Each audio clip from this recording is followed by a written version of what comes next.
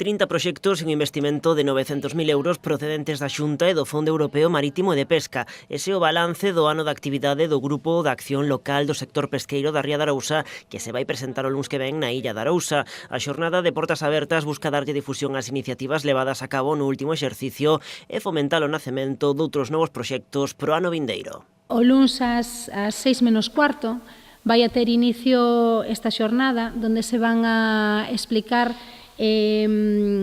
as axudas que existen a través do GALP para proxectos produtivos e non produtivos, a dinamización do sector mariñeiro e, en especial, as accións promovidas para a muller. Dende o GALP explican que calquera que teña un proxecto vinculado ao sector do mar pode optar a percibir fondos para poñelo en marcha, a título persoal, colectivo ou como administración. Para iso poñen como exemplo iniciativas impulsadas no ano 2017 como a creación dunha asociación de mulleres do sector do mar ou a iniciativa Ollada cara ao mar, impulsada polo Goberno de Illa de Arousa. É un proxecto innovador, va a meter últimas tecnoloxías, como pode ser os hologramas para dar a coñecer á poboación o que é actividade pesqueira e actividade conserveira da zona. O prazo para a presentación de proxectos rematará o vindeiro 1 de marzo do ano que ven.